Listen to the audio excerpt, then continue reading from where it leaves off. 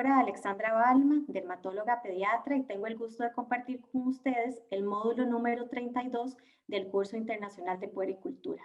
Los saludo desde Costa Rica. Vamos a iniciar el módulo compartiendo con ustedes uno de los problemas más comunes que vemos a nivel de los niños y sobre todo en la edad neonatal, donde surgen muchísimas patologías, algunas de ellas benignas y que son transitorias, y otras que tenemos que prestarle mucho más atención. Entonces, los temas a tratar hoy, vamos a empezar con unas patologías transitorias. Ahí vamos a ver lo que es el eritema tóxico y la pustulosis cefálica benigna. Vamos a seguir después hablando un poco de lo que es la dermatitis del área del pañal, el tema de dermatitis atópica, que es tan común y tan frecuente, ¿verdad? Y tan importante de saberlo tratar. Y de último vamos a dejar lo que son lesiones melanocíticas.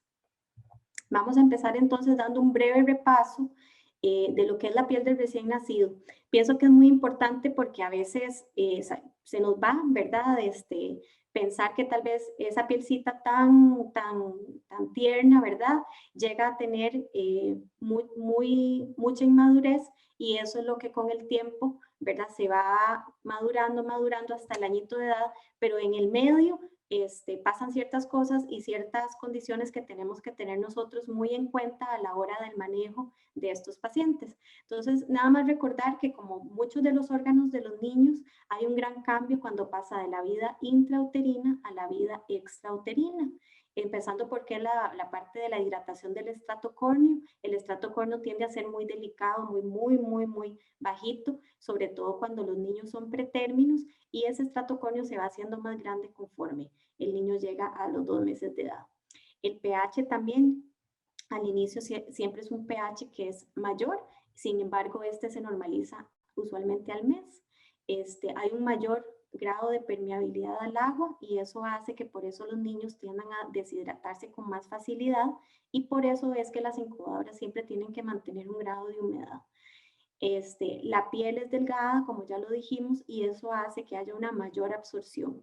Esto significa que tenemos que tener mucho cuidado cuando prescribimos ciertos medicamentos, porque tal vez algo que sea de mediana intensidad, que no nos vaya a afectar en los niños más grandes a nivel neonatal, o sobre todo en el periodo de recién nacidos, puede causar grandes problemas porque la absorción de este medicamento es mayor. Y a veces los niveles, lo que son de sebum, ¿verdad? Vemos de que por ahí de los 6 meses tienden a declinar, y eso es por estímulo materno. Esta es una foto para que ustedes se den una idea de cómo se observa a nivel patológico lo que es la piel. La foto A es una piel de 13 semanas, después pasamos a la B, que es de 18, la C, que es esta de acá, que es una pielcita ya de 25 semanas, y después tenemos lo que es el neonato maduro. Como ustedes ven, ya las capas comienzan a diferenciarse, el estrato córneo ya se nos vuelve grueso, y ya podemos ver una piel completamente en su mayor esplendor y con mayor grado de madurez cuando ya el niño ya nace. Si es un niño muy prematuro, entonces imagínense qué prematuro o qué inmaduro va a estar esa piel a la hora que estamos nosotros prescribiéndole cremas, prescribiéndole medicamentos. Entonces, tener esta foto como en la mente, ¿verdad? Siempre que vayamos a hacer alguna recomendación. La piel del neonato, como conversamos, ¿verdad? Tiene muchas diferencias con la piel del niño. Lo que son las glándulas sebáceas tienden a estar estimuladas al principio, ¿verdad? Y ya después eso se va bajando.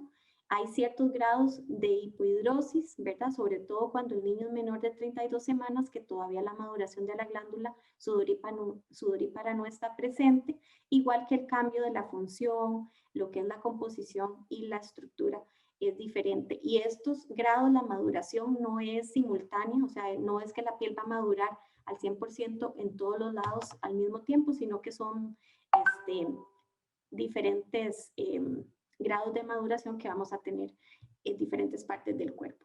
En general, a manera de resumen, la maduración de la piel se va dando completamente ya al año de edad, para que ustedes sepan que ya después de eso podemos estar más tranquilos con su manejo. ¿Qué son los cuidados generales de esta pielcita de los recién nacidos? Tratamos de dejar siempre la vernix gaseosa, es un acumulado de lípidos que tienden a humectar la piel y protegerla. Eso se va a ir quitando en los primeros días de vida. tratamos de usar un jaboncito que sea muy suave, decimos jabón neutro o Sindel, si se pudiera, ¿verdad? Para que nos disminuya el grado de alergia. Si el niño presenta descamación, ya sea dermatitis seborreica o la llamada costra láctea, se puede tratar de quitar ya sea con shampoos para esta patología o si no con un poquito de aceite y haciendo un masaje muy suave. Y tratamos de evitar todo lo que son productos con perfume, ya sea cremas o el mismo perfume, en contacto directo con la piel del niño. Yo siempre les recomiendo a las mamás tratar de lavar la ropita del bebé siempre por aparte y usar telas de punto y de algodón, que son usualmente las que mejor funcionan y las que menos problemas les dan a los chicos. Vamos entonces, después de este breve repaso de la piel del neonato, a discutir algunas patologías o algunas erupciones que las llamamos erupciones neonatales benignas. Usualmente estas erupciones son transitorias y la mayoría son autolimitadas. Dentro de la lista, ¿verdad?, que tenemos de erupciones benignas, yo pienso que es muy importante que se pueda uno hacer bien el diagnóstico. Tenemos las lesiones puntiformes blanquecinas que llamamos milia, la hiperplasia sebácea, que usualmente la observamos a nivel de la naricita y la cara, el eritema tóxico del neonato, que es el que vamos a conversar ahora, los granulomas a nivel de cordón umbilical.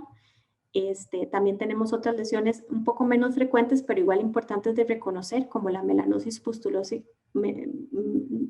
neonatal, ¿verdad? Que es lesiones que son recurrentes y que usualmente alcanzan hasta el año de edad. El acné, que también vamos a conversar un poquito de eso. La melanosis dermal o mancha mongólica y las ampollas por succión. Todas son lesioncitas benignas, autolimitadas y muy, muy características del periodo neonatal.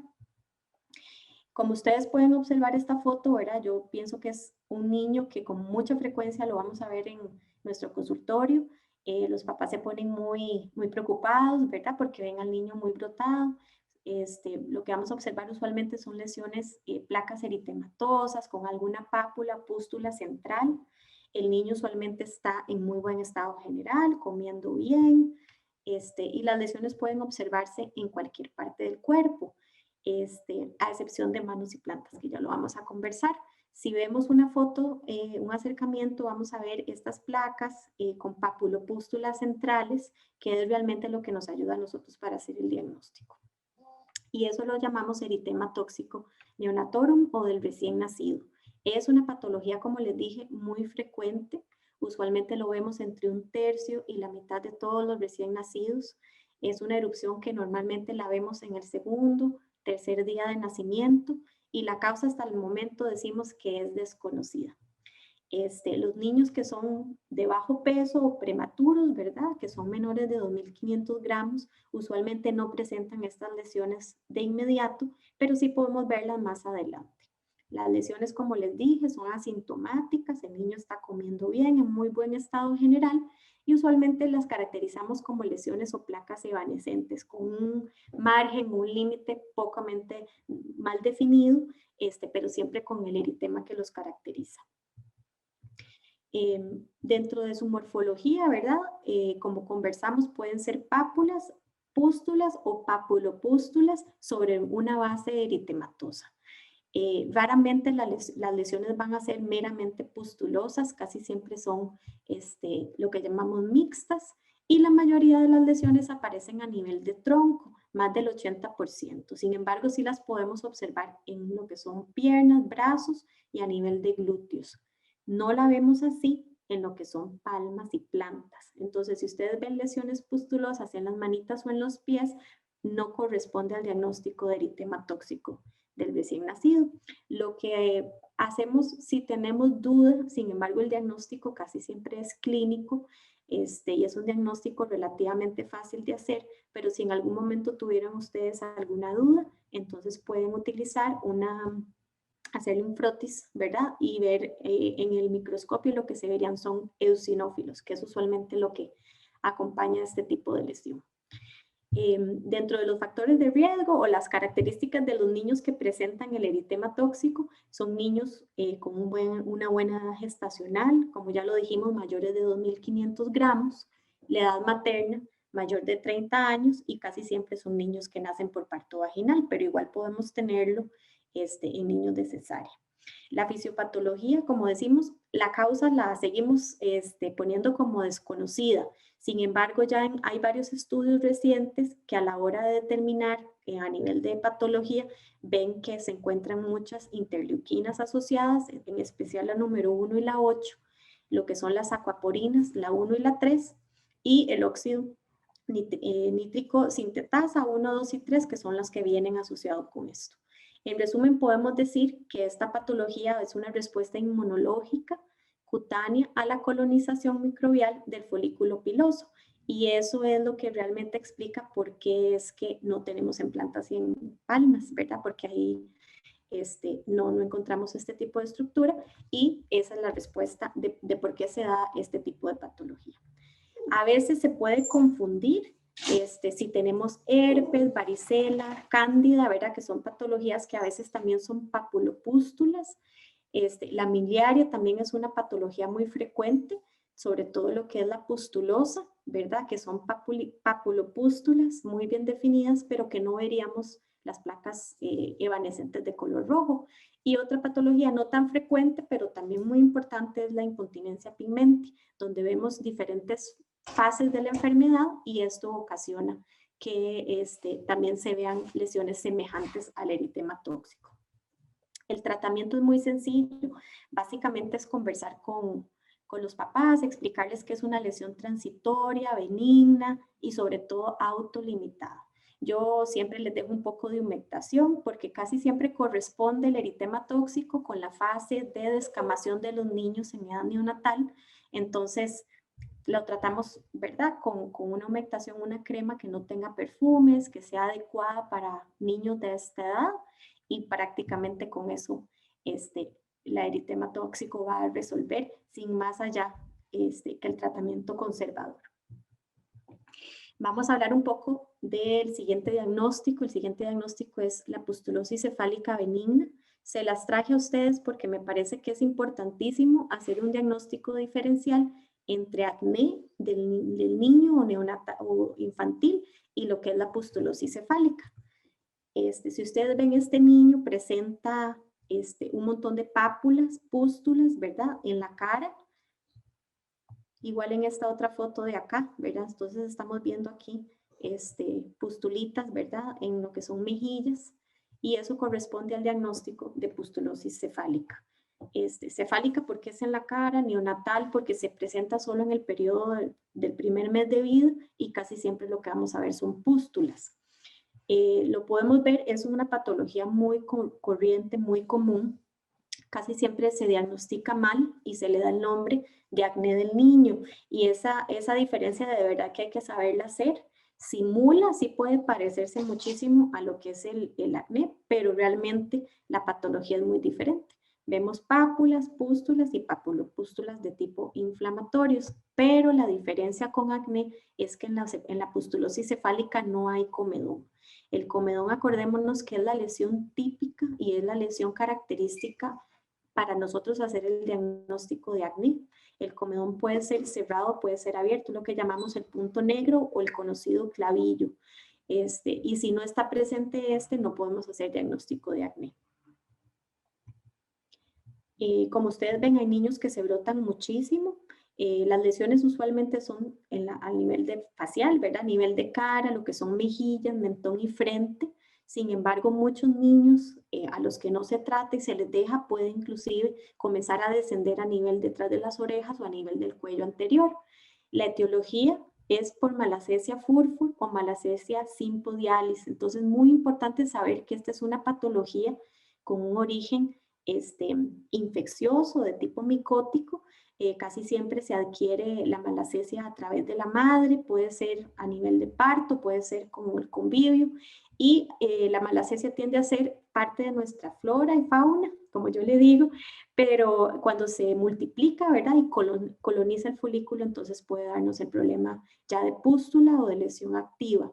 El tratamiento realmente es muy sencillo, lo tratamos con antifúngicos tópicos y básicamente de 5 a 7 días con un uso de algún imidazólico los pacientes resuelven de manera excelente, sin datos de ninguna secuela ni ningún tipo de cicatriz. Y es algo que no es recurrente. En el momento que se trata, prácticamente los pacientes lo llegan a resolver. Esta es una diapositiva para comparar lo que es la pustulosis cefálica. Como ustedes ven, son pústulas, ¿verdad? A nivel facial, con el acné infantil, que lo que vamos a ver acá son comedones, tanto cerrados como son estos. Y si ustedes se acercan, no sé si logran ver un poco más, ¿verdad? Entonces aquí vemos puntito negro, lo que llamamos el comedón abierto, y esta de acá que podemos hablar que es una cicatriz en picahielo, que es la típica de acné. Entonces, una gran diferencia entre ambas patologías y el manejo también va a ser muy, muy diferente. Estas lesiones de estos bebés corresponden al diagnóstico de acné. Si ustedes ven aquí también son cicatrices o lesiones violáceas típicas del acné.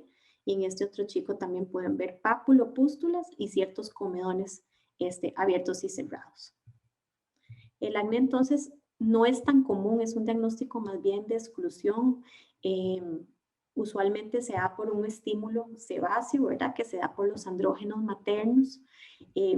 Lo vemos un poco más tardío en la aparición, no tanto como la pustulosis cefálica, que es entre los primeros 2, 3, máximo 3 meses, mientras el acné lo vemos un poquito más tardío a partir de los 6 meses, donde hay un aumento de la LH y la testosterona. Y como ya dije, podemos observar pápulas, pústulas, puede ser perfectamente un acné del tipo inflamatorio, pero también tenemos casos de acné comedónico o inclusive podemos tener acné mixto. El acné lo categorizamos entre leve, moderado y severo dependiendo del grado y el tamaño y la cantidad de lesiones que tenga.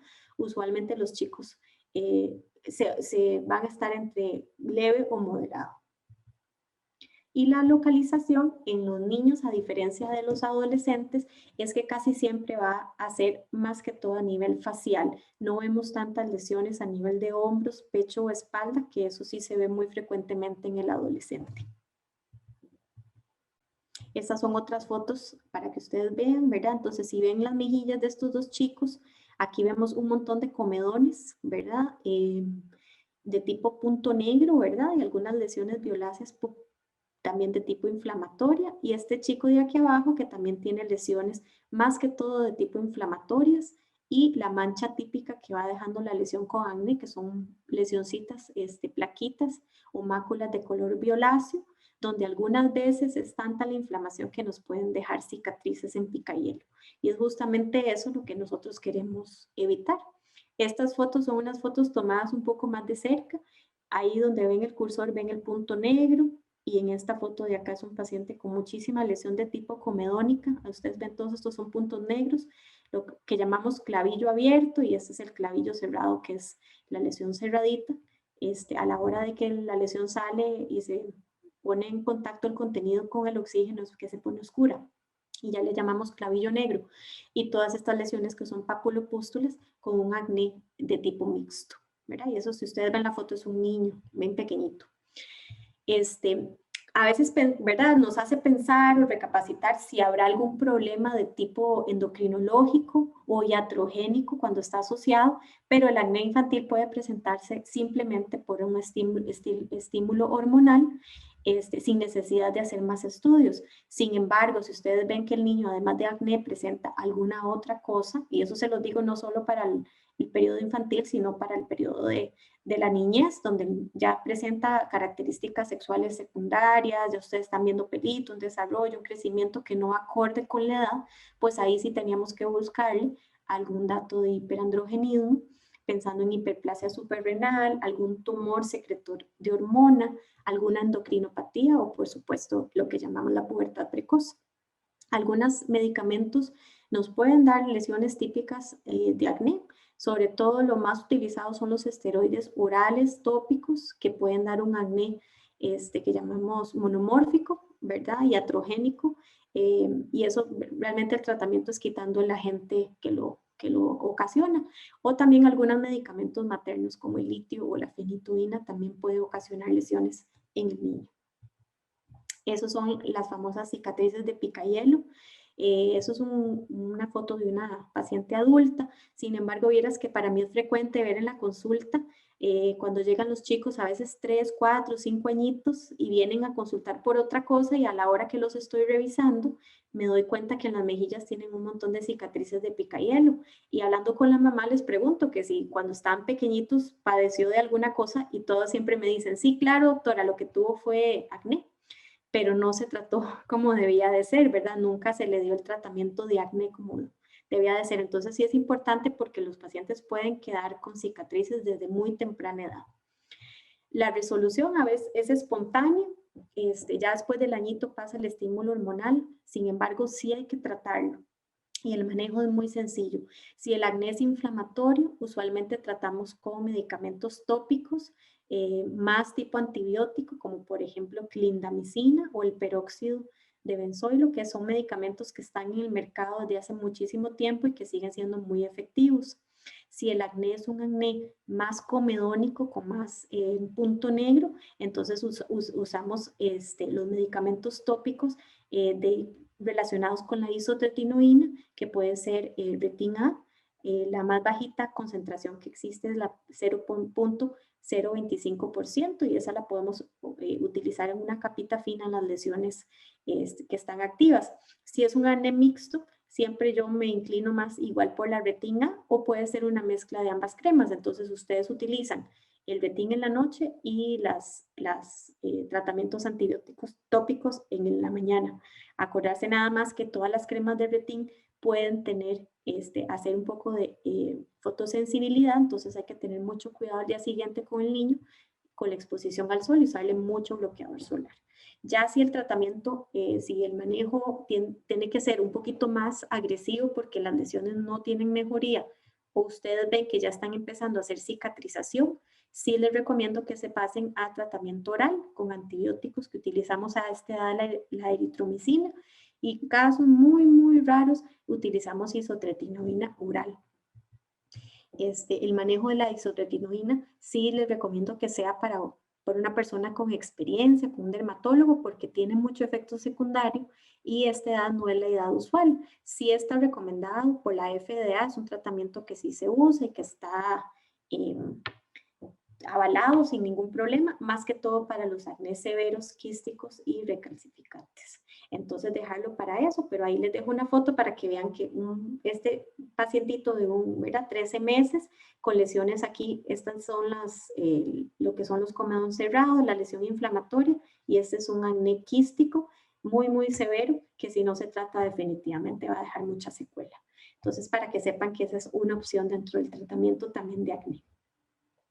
Vamos a hablar un poquito entonces ahora de la dermatitis del área del pañal. La dermatitis tiene toda la vida de existir, ya como tal, como una entidad médica, fue descrita en 1905 por un señor de apellido Jacquets.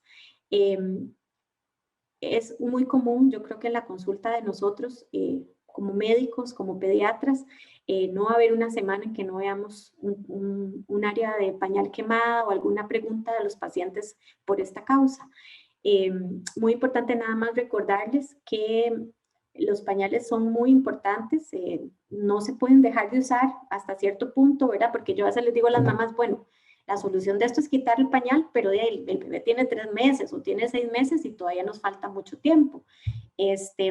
A pesar de que da tanto problema en el medio, en lo que es en el ambiente, porque viene a ser una parte importante del porcentaje de basura a nivel mundial, lo que es el pañal desechable. Siempre decirles que es muy efectivo en el sentido que él absorbe, ese gelcito que tiene adentro absorbe muchísimo la humedad, que al final es lo que nos va a propiciar muchas de las dermatitis del área del pañal. Entonces, recordarles nada más a los papás el uso de cremas con óxido de zinc entre el 18-20% cuando hay áreas rojas. Muchos niños, y esto va a depender mucho de la cultura y del país, no les usan cremas en el área del pañal o les usan cremas a base de petrolato, que son tipo vaselina, que no tiene nada de malo, pero cuando hay rojez, eritema, cuando hay algunas ulceraciones, aunque sean pequeñas, siempre el óxido de zinc va a ser muchísimo más recomendable que cualquier cosa. Y la maicena hay ciertos papás que la usan para pacientes que sudan muchísimo, ¿verdad? O para mantener un poco menos húmedo el área y no hay ninguna contraindicación. La fisiopatología en general de lo que es la dermatitis del área del pañal está acá en este recuadro de acá. Básicamente, se puede resumir al contacto con lo que son las heces y la orina. Hay un aumento, obviamente, de enzimas importantes que llegan a erosionar la piel, ¿verdad? Lo que son las lipasas, la ureasa, la proteasa que vienen de las heces. Eso hace que el pH aumente, ¿verdad? Y que la parte de la protección de la barrera, que es lo que hace la piel, disminuya. Entonces, con mucha facilidad esa capa protectora se quita y entonces con facilidad se pueden pegar tanto infecciones como tipo hongo, ¿verdad? O bacteria, o inclusive dar la parte de la irritación, ¿verdad? Que es al final lo que nos provoca las úlceras, el dolor, etc. Entonces hay un exceso de hidratación a nivel del área del pañal, hay maceración y una disminución de la barrera cutánea. Eso es básicamente lo que sucede. La epidermis y lo que es el nivel de keranocito también disminuye y por esa exposición tan prolongada a la humedad, a la fricción, a las enzimas, ¿verdad? Entonces esto ocasiona que con facilidad los niños presenten esta dermatitis. Hay niños obviamente muchísimo más sensibles, a veces con ciertos medicamentos antibióticos, por ejemplo, con el cambio de dientes, con solo eso ya, o con ciertos alimentos, ¿verdad? Presentan esta irritación y entonces hay que estar muy, muy adelante nosotros para darles consejos a los papás. Causas, además de la irritativa, que fue la que conversamos ahorita, hay un montón más de patologías de piel que también te les puede dar dermatitis del área del pañal. Entonces, si bien es cierto, la irritativa es la primera y la más frecuente, hay otras causas que tenemos que tener siempre en nuestra mente y no dejarlas pasar porque tienen su tratamiento. Entonces, entre esas encontramos lo que es, bueno, la causa infecciosa, la dermatitis seborreica, la psoriasis, que en Costa Rica no es tan común, pero en otros países se ve desde muy pequeños con manifestación en el área del pañal. La acrodermatitis enteropática, que da tanto lesión a nivel del pañal como a nivel de cara. La erupción perianal erosiva, que son lesiones ya crónicas de tanta, ¿verdad? Tanta fricción o tanta maceración a nivel del área del pañal que nos provoca lesiones un poquito elevadas. La histiocitosis, que son lesiones, usualmente las vemos en la ingle y son esas dermatitis del área del pañal que no resuelven con ningún tipo de cambios ni medicamentos. Una dermatitis por contacto, casi siempre lo vemos con toallas húmedas o a nivel de cremas del área del pañal. O la paraqueratosis granular, que es una entidad muy interesante, que sea más bien después de la dermatitis irritativa y lo que quedan son tipos granitos a nivel de los pliegues y eso se da por mucha oclusión. Entonces esos son los diferentes diagnósticos diferenciales que son muy importantes de tener siempre en la mente para hacer diagnóstico de esta patología. Ahí voy a enseñarles unas 3 fotitas. En esta fotita inicial vemos una cándida, ya vamos a hablar un poquito más de eso. Eso se llama protrusión perianal triangular, ¿verdad? Que es una característica normal anatómica de las chiquitas. Una dermatitis granulomatosa y esta es la de Jacquet's, que es una dermatitis erosiva del área del pañal, ya con mucha úlcera y mucho dolor. Estas otras fotos, entonces esta de acá, ¿verdad? Es una dermatitis por contacto. Esta la vemos como una dermatitis por cándida y la diferencia es que aquí vemos la lesión satélite, ya vamos a conversar. Y esta es la famosa paraqueratosis granular, que lo que vemos son como unos granitos aquí a nivel del área del pañal, que a veces se confunden con cándida y se trata por mucho tiempo con cándida, pero realmente eso es autolimitado. Y muy importante la entidad de la dermatitis del área del pañal ocasionada por el estreptococos. Casi siempre lo que vemos es un estreptococos a nivel perianal, entonces la dermatitis sí es bastante, no solo del área perianal, sino un poquito más por el área inclusive vaginal también, o el área central, y casi siempre lo que van a ver es una piel muy eritematosa, muy, muy caliente, muy roja, y eso es lo que nos ayuda también a hacer el diagnóstico. Entonces, siempre hay que revisar adelante y siempre buscarle a nivel perianal para descartar que no haya un estrepto ahí también. Estas son unas fotitas ilustrativas básicamente de qué buscar en ciertos pacientes. Entonces, por ejemplo, recordar nada más que para la dermatitis atópica, las áreas típicas ya la vamos a ver en la charla un poco más adelante, pero para recordarles que casi nunca nos da en el área genital. Más que todo es a nivel de pliegues y cara, pero el área genital no es una área típica para la dermatitis atópica. Este otro dibujito es la dermatitis típica de contacto, ¿verdad? Entonces lo que hablábamos con toallita húmeda, ciertas cremas, algunos pañales, inclusive en áreas de roce, les puede dar un área típica de esto. Esta es la de tipo de contacto también, ¿verdad? Y esta es una foto, ¿verdad? De esto, ¿verdad? Muy eritematoso, pero también ustedes ven aquí la parte eczematosa, reseca, pica un montón, puede salir un poco de secreción y eso casi siempre se atribuye a una dermatitis alérgica de contacto, casi siempre por productos utilizados. Estas dos fotitas, la primera es con la secreción amarillenta de la dermatitis seborreica. Acuérdense que la seborrea la encontramos a nivel de cuero cabelludo, cejas, podemos verla en pliegues, lo que son axilas y los plieguecitos del área genital, tanto anterior como posterior a nivel de glúteos. Esta es una escabiasis, ¿verdad? Entonces, acuérdense que la escabiasis también nos da lesiones generalizadas, por eso hay puntitos rojos por todo el cuerpo. Sin embargo, el área genital, lo que son testículos, axilas y manos, es las áreas y piecitos, es donde uno más tiene que buscar las lesiones típicas de escabiasis. La cándida, ¿verdad? Que es de pliegues, con el montón de satelosis alrededor, ¿verdad? Las placas usualmente cuando coalescen tienden a ser placas eritematosas, muy rojas, muy brillantes, con lesiones de satelosis alrededor. Busquen siempre esa escamita que llamamos collarete de escama, como un collarcito de perlas alrededor. A veces por la humedad del pañal no lo logramos identificar tan fácil, pero es la lesión típica que nos ayuda con el diagnóstico y muchas veces es lo que diferencia una dermatitis de contacto, una dermatitis irritativa con una cándida sobreinfectada. Entonces es muy importante que le busquen esos pequeños detalles.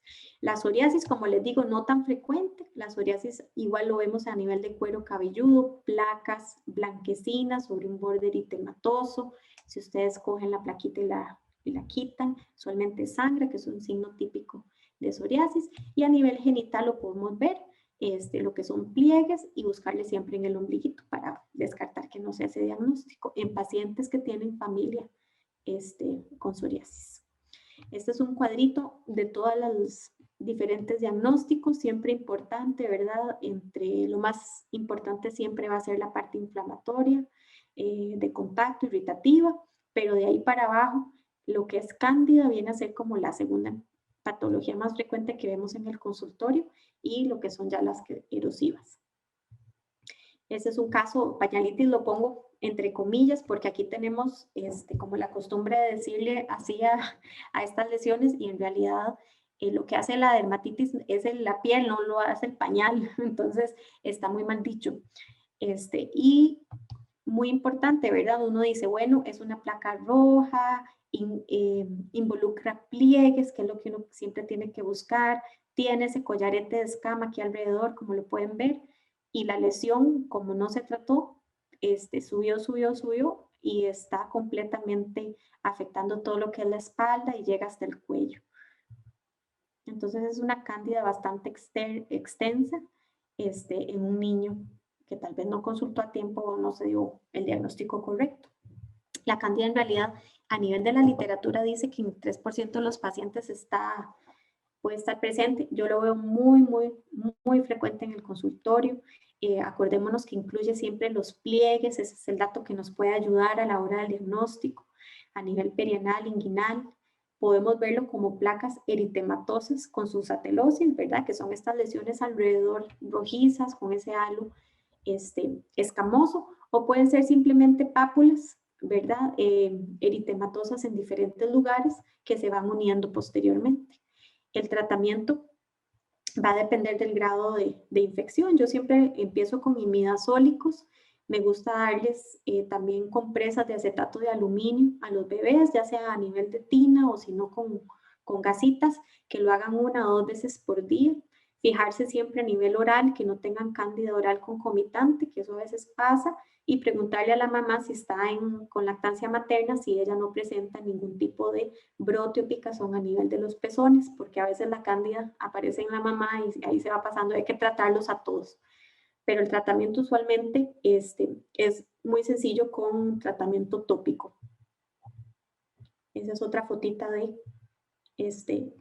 infección por cándida a nivel genital. Entonces siempre irnos para arriba, no solo ver lo que la mamá nos quiere enseñar, que tal vez esta mamá venía preocupada por el área del pañal, que siempre los ofusca mucho a los papás, pero siempre buscarles a nivel de cuello, buscarles a nivel de boca, que también no presenten mayor cosa. Y para lo que son cándidas, es muy importante el tratamiento en la longitud. Entonces, según la Asociación Americana de Dermatología, tenemos que utilizar siempre los imidazólicos, el tiempo establecido, por lo menos unos 10 días, y siempre seguir el tratamiento 8 o 7 días más en el momento en que el niño esté sano. Entonces, ese tip es muy importante y ojalá que lo cumplan, porque si no pueden haber recidivas y a la semana los pacientes los están llamando para decirles que el hongo volvió, que siempre es lo que dicen ellos, pero es eso, que no se les dio el tratamiento suficiente en tiempo. Entonces, recordar esa parte. A manera así sencilla, el manejo de la dermatitis, recordarle a los papás, parece mentira, pero hay que decirlo, que le estén cambiando los pañales frecuentemente a los niños, muchas veces los dejan y prácticamente por eso es que no llega a resolver.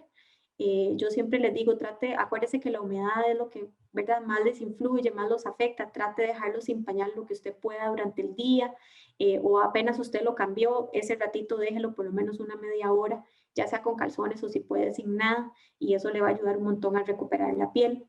Evitamos todo lo que son jabones fuertes, jabones abrasivos, las toallitas húmedas, yo trato de quitarlas siempre que haya algún tipo de dermatitis del área del pañal, sin importar la causa, porque algunas, aunque no tengan alcohol o fragancia, todas tienen preservante y el preservante a veces es el que nos da la alergia de contacto.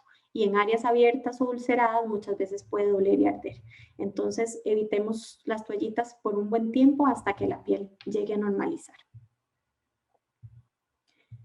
Cuando la dermatitis esté presente, para aquellos papás que usaban nada más cremas a base de petrolato o no usaban protección alguna, yo sí les recomiendo siempre utilizar los óxidos de zinc. Hay varias en el mercado, ahí la elección de ustedes, pero que tenga zinc y que estemos cambiándola por lo menos cada 2, máximo 3 horas. Si vemos que la irritación es solamente inflamatoria, sin ningún proceso infeccioso, está muy reseco, muy rojo, sí está indicado el uso de esteroides tópicos de muy baja potencia y por muy poco tiempo. Entonces ustedes pueden recomendar una hidrocortisona, por ejemplo, 2 veces al día en el área afectada. Siempre buscar el trastorno de fondo, si sabemos que es algo irritativo, ¿verdad?, de contacto, decirle a la mamá que cambie frecuentemente el pañal. Si vemos que hay algo secundario, por ejemplo, una alergia a la proteína a la leche, algún proceso digestivo, infeccioso, por ejemplo, un niño que está pasando por una diarrea, enfermedad diarreica aguda, algún estreptococos, pues ahí el tratamiento va a ser un poco más específico y mejorando la parte nutricional de alimentación, pues obviamente la parte de piel y a nivel genital va a mejorar montones. Entonces, ver al paciente como un todo, no solo enfocarnos en el área del pañal, sino que tratarlo de manera holística, ¿verdad? Porque esto no es solo piel, sino que es una adición de todo lo demás. Vamos a pasar ahora a lo que es el tema de la dermatitis atópica. La dermatitis atópica es una de las patologías más frecuentes aquí en Costa Rica, según el último estudio que se hizo de las patologías alérgicas. Sabemos que alrededor de un 20% de los niños en nuestro país lo padecen, y de eso alrededor de un 2 a un 10% de los adultos quedan con dermatitis. Es una patología muy frecuente dentro de la dermatología pediátrica, yo diría que es hasta la mitad de las consultas. Y bueno, siempre hacer ciertas preguntas. Casi siempre los pacientes, sus familias son atópicos, ya sea de rinitis, asma y muchos con dermatitis atópica también. Coexiste con otras patologías, no significa que si Si el niño presenta en su momento dermatitis atópica, inmediatamente va a ser asma y rinitis y alergias de alimentos, etc. Pero sí coexisten, y eso es lo común de ver, dentro de un 40 a un 60%. Y decimos que entre 20 y 40 puede progresar. Siempre los papás preguntan, ¿va a padecerlo después? Y eso va a depender del grado a nivel genético, ¿verdad? La clínica, yo creo que todos la podemos diagnosticar, es un diagnóstico clínico, viene acompañado de otras entidades, pero casi siempre lo que ustedes van a ver son placas de dermatitis, ¿verdad? Que eso se traduce a eritema, rojez, resequedad, prurito, cerosis a nivel de piel, en partes muy típicas dependiendo de la edad, y lesiones que son sumamente pruriginosas. La dermatitis afecta a los niños, afecta a la familia, afecta todo lo que es la actividad diaria o funcional a nivel familiar. ¿Por qué? Porque trastorna el sueño. Entonces, si el niño le pica, se despierta para rascarse y llora, despierta a la mamá llega tarde al trabajo, llega cansada. Entonces, es un círculo vicioso que hay que tratar de parar. En los niños más grandes puede presentar ausentismo escolar. Yo tengo muchos pacientes que son víctimas de bullying porque tienen muchas lesiones en la piel. Los niños se burlan, no se quieren acercar, sienten que si lo toca se le va a pasar, ese tipo de creencias. Y entonces es todo un abordaje integral también que tenemos que hacer de esto. A muchos niños les afecta su autoestima. Entonces andan con suéter todo el día o con ropa cerrada para que nadie les vea la piel. La patología es una patología compleja, viene a jugar un rol importantísimo la parte estructural, la de barrera de la piel, asociado también con la parte inmunológica. Hay genes asociados que ya están muy bien documentados. A nivel genético, por ejemplo, hay una mutación 1Q21, que es la mutación del gen de profilagrina. La profilagrina es una proteína que nos da la parte de la humectación en piel, y eso es lo que nos ayuda a mantener la piel siempre húmeda y no tan reseca. Entonces los niños, ciertos niños con dermatitis atópica vienen a tener una mutación en este gen que no nos explica el 100% toda la patología, pero sí viene a explicarnos muchísimo la parte de la barrera y la resequedad. Hay alteraciones a nivel de la diferenciación epidérmica, el TWL, que es un gradiente que usamos para la salida de agua, está aumentado, y por eso también explica por qué la piel es tan reseca. Y lo que es la parte de las ceramidas, que son estas otras proteínas o componentes de la piel, donde disminuye tanto los cuerpos lamelares como los lípidos intercelulares, y eso lo que nos ayuda es una afectación, ¿verdad?, muy compleja a nivel de la estructura de la piel. El sistema inmunológico también se ve afectadísimo, sobre todo a nivel del gen 5Q31. Entonces hay un aumento de ciertas interleuquinas, la 5, la 12, la 13, la inmunoglobulina I, la interleuquinas 4, 10 y 13, ¿verdad? Que lo que hace es disminución en la producción de catilecidinas, que son unos,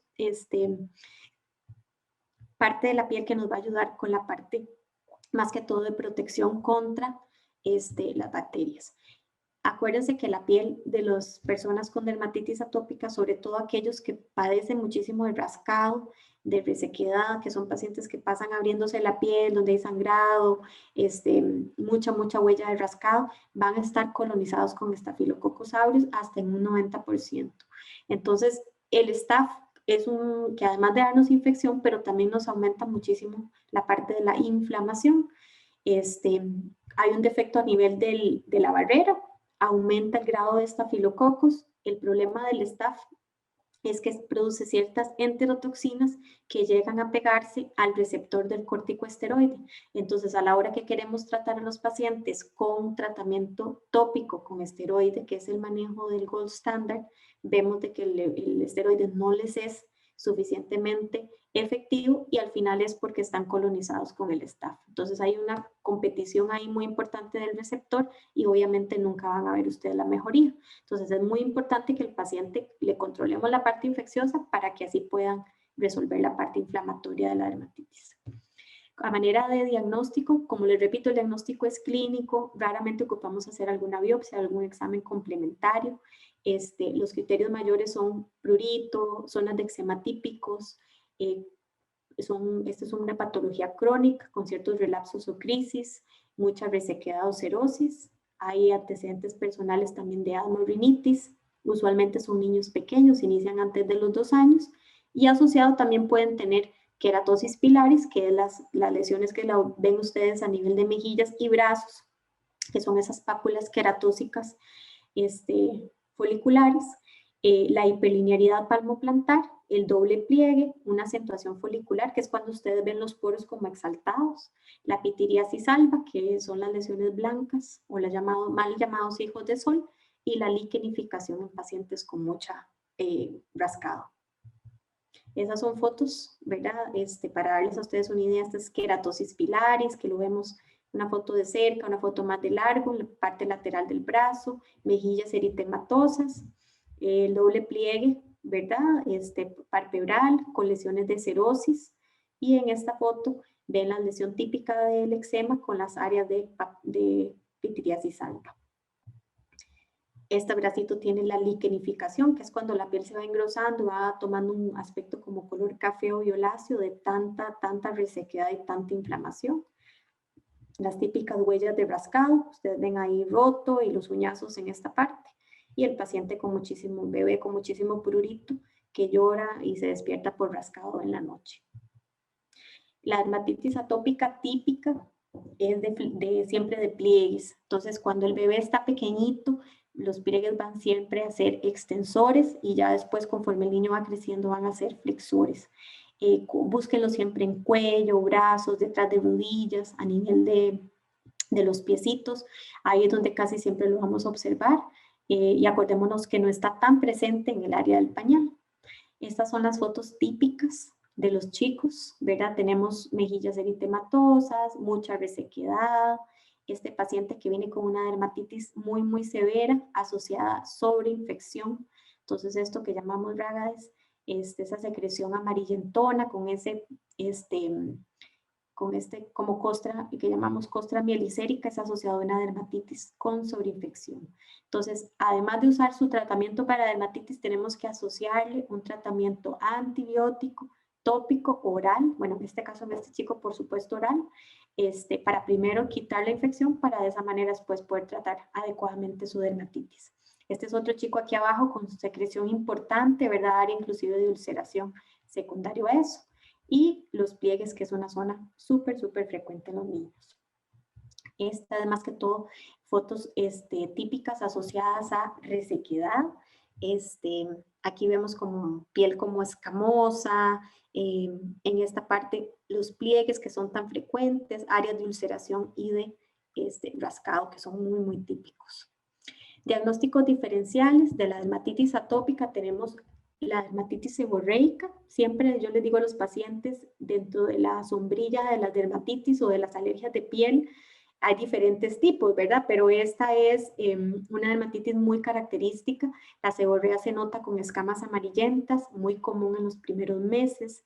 Las escamas pueden estar a nivel de cuero cabelludo, cejas y detrás de las orejitas. Pueden ser suaves o pueden ser muy adheridas a la piel. Entonces, a la hora que uno trata, las mamás tratan de quitarlo, las lesiones pueden traerse el pelito. Entonces, traten de no removerlo con las manitas. Podemos utilizar esteroides de potencia baja porque la dermatitis seborreica responde muy fácilmente a los esteroides y es una patología muy agradecida. Con poquitos días resuelve bastante bien. Muy importante la parte de la humectación también en estos niños y recordar que la seborrea o la dermatitis seborreica tiene 2 picos en la edad. La primera es en los primeros 3 meses de vida y la segunda es en edad adulta. Una no dice la otra. Entonces, los papás que tienen dermatitis seborreica no necesariamente van a tener hijos con un pico al principio y después. Eso hay que verlo conforme el niño vaya creciendo. Tenemos también lo que es la dermatitis de contacto. La dermatitis de contacto casi siempre va a encontrar ustedes alguna cosa. En los niños muy frecuentemente la lengua, la saliva, sobre todo cuando son lesiones a nivel perioral o cuando tienen los labios resecos o quebrados, muy frecuentemente lo vemos ahí. O ciertas áreas o ciertas cosas como perfumes, alguna joyería. Ahora que estamos en tiempo de COVID, con tanto lavado de manos, vemos dermatitis de contacto de manos, por exceso de lavado, por ciertos jabones o el alcohol en gel que son muy fuertes. Y básicamente el tratamiento acá es evitar el irritante, colocar una muy buena crema humectante y el esteroide tópico si fuera el caso.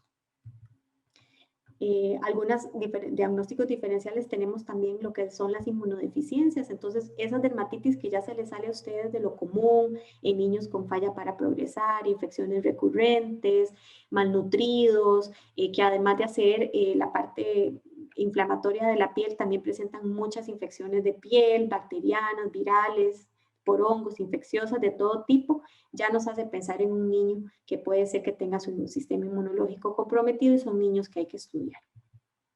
El manejo, vamos a dividirlo en 4. El abordaje inicial, que más que todo es hablarles a los papás, explicarles un poco las expectativas, ¿verdad? Que es una enfermedad crónica con ciertas crisis, que esto eventualmente en un porcentaje grande se llega a madurar con la edad, en la edad adolescente, pero que hay cierto porcentaje que sí queda en la edad de adultos. Muy importante para los chicos, yo siempre les digo, usen un jabón suave, si el niño suda mucho, fue a la escuela, tuvo una gran actividad física, yo siempre los mando a bañarse 2 veces porque el calor y el sudor pueden detonar un poco la picazón y pueden alterar la dermatitis. La humectación es súper importante. Antes los dermatólogos nos inclinaban mucho a lo que es el tratamiento de manera reactivo, entonces en el momento que presentaba la crisis dejábamos su tratamiento tópico, ahora nos hemos inclinado más al proactivo, al preventivo, que es estar colocando mucha crema humectante específica para dermatitis y ya se ha visto con muchos estudios que usar una buena crema humectante es el equivalente a estar usando esteroide. Si usted lo humecta muy bien, le previene el uso de esteroide y es casi tan bueno como el tratamiento en sí. Entonces, es muy importante que los chicos lo tomen como parte de su rutina y que cada vez que se bañan y después del baño, aplicar una buena crema humectante en todo el cuerpo. Las cremas pueden ser oleosas, pueden ser líquidas. A mí me encanta usar siempre los baumes, ¿verdad? Porque son cremitas que llegan a ser una muy buena barrera protectora. Sin embargo, si es, digamos, alrededor, digamos, de la carita, podemos usar óxido de zinc o podemos usar vaselina, dependiendo del área que ocupemos proteger. Muy importante evitar todo lo que lo desencadena, cada niño es diferente.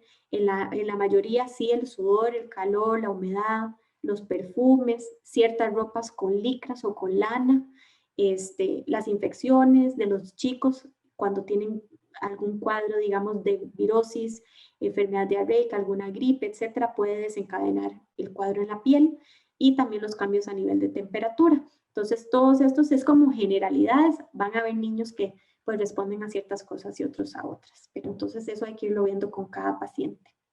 Yo les trato de dar en la consulta siempre algún papelito donde venga un poquito la parte educativa. De esos hay muchos, pues, lo pueden conseguir en internet, tal vez en el hospital donde ustedes trabajan pueden conseguir algo en el departamento de dermatología. Este es el que tenemos en el hospital de niños. Viene un poquito explicado en lenguaje muy fácil de entender para los papás qué es la dermatitis, qué lo ocasiona, qué hacer, cómo tratarlo, cuándo recurrir al médico. El tratamiento muy importante, sobre todo la parte de la inflamación. El esteroide tópico es siempre el gold standard todavía para el tratamiento de la dermatitis atópica. Acordémonos que hay varias potencias y varias presentaciones, entonces eso se adecua de acuerdo a la edad del paciente. Hay potencias bajas, intermedias y altas, y hay ungüentos, cremas y lociones. Entonces, si la dermatitis es una dermatitis baja o poco en cantidad y en severidad, podemos utilizar una crema o una loción con una potencia baja. Si la dermatitis ya es liquenificada, como la foto que les enseñé, posiblemente vamos a ocupar un ungüento con una potencia mediana o alta. La frecuencia, acordémonos que son 2 veces al día, y hacer mucho énfasis en la seguridad de los papás, porque hay mucho, tanto médico, farmacéutico, profesional, como padres que les da mucho miedo el uso de esteroides, pero mientras se usen de manera correcta, por tiempos indicados, bajo supervisión médica, con el tratamiento adecuado, el efecto secundario casi siempre es bastante raro. Esos son fotos para que lo tengan en mente, pero para tampoco asustarlos, de cosas que podemos ver de efecto secundario con el tratamiento crónico mal usado del esteroide tópico. Estrías es lo que más se ve, Algunos pacientes pueden presentar el acné que conversamos hace poco, la hipertricosis o la absorción. Pero mientras ustedes se queden con esteroides de baja potencia, usualmente, y por tiempos cortos, usualmente esto es raro de ver. Esos son efectos también secundarios. Yo siempre les recomiendo a los colegas que traten de escoger alguna de las cremas o ungüentos y aprenderse una de cada clase, tal vez una potente, una medio potente, una intermedia y una baja, y alguna marca que les guste o algo con la que ustedes ya tengan experiencia y que la tengan siempre en mente, en vez de prescribir siempre la misma, porque sí me ha pasado en la práctica que siempre me dejan esta y como que ya se aprendió de memoria una y la usa para todo. Y en realidad hay ciertas dermatitis o ciertas patologías de piel que tal vez ocupan algo suave y otras ocupan algo más potente. Entonces, aprenderse o hacerse un poquito de experiencia con ciertos esteroides tópicos y ir jugando con ellos. Uno puede empezar bajo, subir y bajar, ir usándolos de acuerdo al caso. Para disminuir la inflamación también está el uso de inhibidores de calcineurina. Ahí metemos el pimecrolimus y el tacrolimus tópico, son medicamentos excelentes, formidables. Nos ayudan muchísimo para las dermatitis que son leves, donde presenta prurito, el manejo de prurito. Está aprobado después de los 2 añitos y lo usamos para casos muy particulares. Yo los uso muchísimo cuando es en cara y cuando es en genitales y trato de evitar, por ser un área de piel muy delgadita, la absorción del esteroide. Y a veces les digo a ciertos pacientes que tratemos de empezar la crisis con el inhibidor de calcineurina y si no funciona en unos días, que nos pasemos al esteroide tópico. De esta manera tratamos de bajar el uso de estos medicamentos. El prurito también lo podemos manejar tanto tópico como oral. Los antialérgicos tomados dentro de la cascada inflamatoria de la dermatitis atópica no juegan un rol importante lo que es la histamina, sino que son todas las otras moléculas interleuquinas que ya conversamos anteriormente. Sin embargo, sí ayuda para la parte sedativa, si ustedes quieren que el paciente duerma un poquito mejor, o el paciente además de eso tiene rinitis, asma, etcétera, entonces el manejo con el antihistamínico estaría indicado. No como monoterapia ni sustituyendo nada, porque el manejo, insisto, es tópico. Y yo siempre les doy tópico inhibidor de calcineurina. Les funciona de manera excelente para el manejo del prurito. El paciente severo ya es un paciente con lesiones que no resuelven, con una dermatitis generalizada, muy sintomático. Yo creo que estos pacientes tienen que ser igual manejados por un dermatólogo. Ya nos pasamos a tratamientos orales porque ya se nos hace tanta el área de superficie corporal a tratar con esteroide que el grado de efectos secundarios o de absorción ya sí nos preocupa mucho, y se ve que lo que es la respuesta no es tan buena. Ciclosporina viene a estar dentro de la lista de medicamentos a usar o el metrotexate, y ya son pacientes un poco más complicados de seguir más de cerca. Hay que estarles haciendo un monitoreo de laboratorios cada cita, cada 3 meses, dependiendo del medicamento, estarles haciendo, monitoreándoles la presión arterial. Entonces son pacientitos un poco más complicados, casi siempre esos tratamientos los dejamos por ahí del año, entre 1 año, año y medio.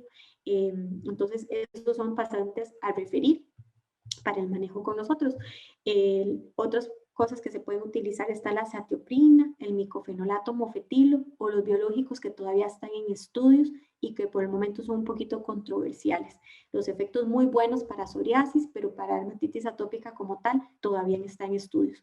Son medicamentos de alto costo, ¿verdad? Y no para todo el mundo. ¿Qué complicaciones vemos en la dermatitis?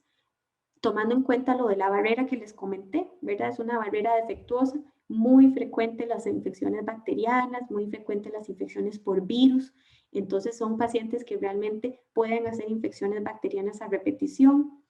Podemos empezar como esta foto con algún tratamiento antibiótico tópico y si no oral, si fuera el caso. Y si es algo recurrente, siempre descartar que no haya un meticilino resistente en la piel. Tratamos los colonizados con el protocolo de manejo y las infecciones por virus siempre estar pendientes porque a los atópicos es muy fácil que lleguen a ser eczema herpeticum, moluscos o verrugas vulgares, que son infecciones virales muy frecuentes. Entonces aquí en la foto vemos el montón de verruguillas, ¿verdad? Aquí en la mano, que se les pasa por esa pérdida de la barrera protectora. El eczema herpeticum, que es una infección viral en paciente atópico. Entonces vemos también esas lesiones que llamamos como en sacabocados. Y el molusco contagioso con eczema en el área del pliegue, donde también hay que tratarlos. A todos, ¿verdad? Diferente, porque la patología es muy diferente, pero sí de manera agresiva y lo más antes que se pueda para que no se nos vaya a complicar. De nuevo, a manera rápida, nada más recordarles que hay un tratamiento que llamamos proactivo. El tratamiento proactivo es, en vez de esperarnos a la crisis, entonces colocamos ya sea el esteroide o el inhibidor de calcineurina unas 2 o 3 veces por semana en los sitios típicos donde siempre está saliendo la alergia, y eso se ha visto que disminuye las crisis y disminuye el uso de esteroides a largo plazo y en totalidad. Los efectos secundarios son mínimos y el efecto positivo que trae en el paciente es menor crisis, menos síntomas, ahí disminuye muchísimo el prurito y los pacientes llegan a estar por más tiempo controlados. Entonces es algo que yo lo hago muchísimo en mi consulta y me ha resultado con excelentes resultados sintomatológicos para los pacientes. Entonces es algo que se viene haciendo desde hace como unos 5 años y que se los recomiendo que ustedes lo practiquen también en su manejo diario de estos pacientes. Vamos a pasar entonces al último tema, las lesiones pigmentadas en los niños. Bueno, lunarcitos todos hemos visto, tanto en la consulta, como a nivel, ¿verdad?, personal, siempre preguntan. Muy comunes los lunares, acuérdense que los dividimos en congénitos y adquiridos. El lunar congénito es aquel que aparece en los primeros 2 años y después de los 2 años le llamamos adquirido. El congénito usualmente es de muy buen pronóstico, son lesioncitas que la malignidad es muy baja, entonces el manejo tiende a ser conservador. La clasificación va a depender, hay varias clasificaciones, esa es la que yo uso, pequeño hasta 0.5, de 0.5 a 10 centímetros es mediano, de 10 a 20 grande y más de 20 son gigantes. Eso es importante, sobre todo a la hora de referir al paciente. Dependiendo del lunarcito, tenemos lunares pequeñitos, hay unos que son muy grandes, este es casi todo el abdomen, este es el ojito del paciente y esta es una lesión gigante con satelosis. Entonces, este tipo de lesiones hay que referirlas por el lugar donde están, por el tamaño y en el paciente del centro por el grado de lesión satélite. Diagnósticos diferenciales tenemos el nevus azul, que son las lesiones que se ven violáceas moraditas como dentro de la piel, el nevus de Spilus, que es este lunar que tiene una mancha café olé con un puntilleo, y el nevus de Becker, que es la manchita igual café con leche en el hombro, lo más típico, con usualmente cabello. El ABC de los pacientes pediátricos es un poco diferente a los de los adultos. Nosotros nos preocupamos más que de asimetría, de que no tenga color. Los bordes usualmente tienden a ser irregulares en los lunares de niños, entonces eso no nos preocupa un poquito más que sangre o que haga bolita. El color usualmente puede ser de colores y el diámetro puede ser cualquier diámetro. En realidad somos un poco más tolerantes con los tamaños porque ya se ha visto que el lunar va a ir creciendo con el niño. Entonces el crecimiento le damos cierto chance, no a diferencia del adulto, que cambio de color, borde y crecimiento siempre nos llama la atención y hay que referirlo. Los grados de malignidad, usualmente ese riesgo va a depender de qué tan fotoexpuesto ha estado el chico. Si son lesiones grandes, hablamos de más de 20 centímetros, ese riesgo puede aumentar un poco más a 3.8%. Los nevus que llamamos displásicos, que se ven irregulares o que al tomar biopsia viene con diagnóstico de displasia. Si fueron niños o chicas que se asolean mucho o que usan estas cámaras de bronceo, o si hay algún antecedente familiar de melanoma. Entonces son chicos que hay que seguir de cerca, igual que aquellos chicos que traen defectos en la reparación del ADN, que es el síndrome de xeroderma pigmentosa. Son niños que tienen que seguir un control estricto en dermatología. ¿Cuáles lunares nos preocupan? Este lunar en particular, que es un lunar gigante, ¿verdad? Más de 20 centímetros con incontables satelosis. Satelosis son todas esas lesiones pequeñas que están alrededor. El riesgo de melanoma es mayor. Pueden tener melanosis melanocitosis leptomeningia, que eso significa lesión maligna a nivel del cerebro. Entonces, esos chicos que hay que estudiar, mandarles a hacer una resonancia magnética y monitorizarlos de cerca. Y estar revisando que las lesiones no cambien. Sin embargo, en general, para que no se lleven la idea diferente, ¿verdad? Estos pacientes son la excepción.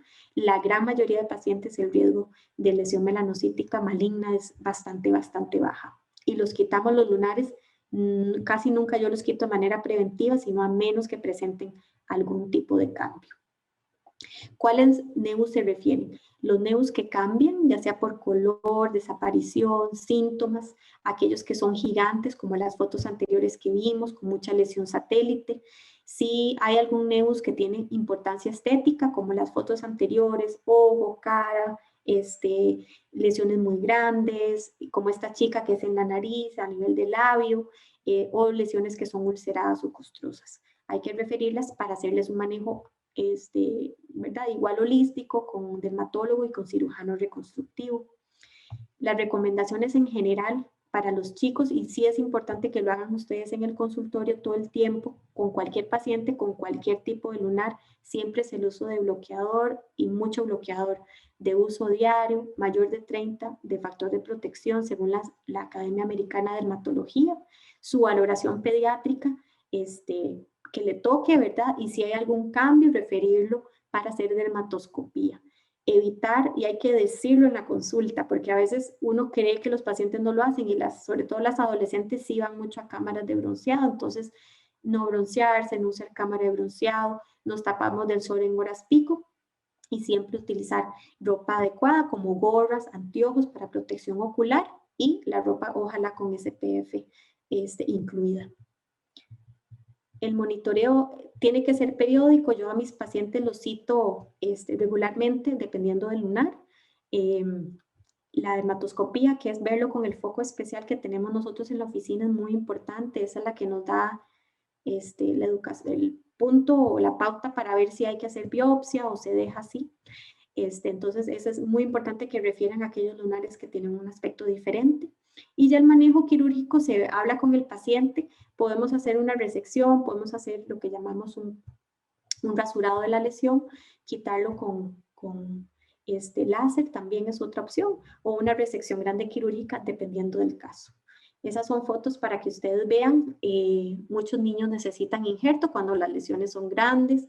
Hay, por supuesto, que complicaciones como parálisis facial. Esta chica seguro que tuvo aquí un injerto.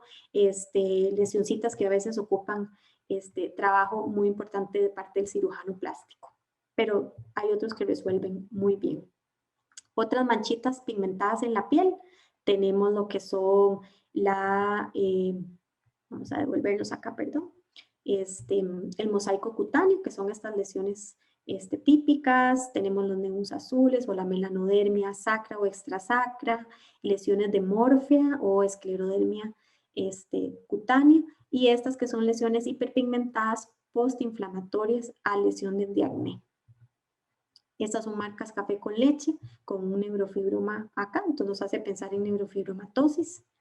¿Verdad? Muchas manchas café con leche. Y pensar también que las manchas café con leche son lesiones familiares importantes y frecuentes. Nosotros en nuestro país las vemos con mucha regularidad.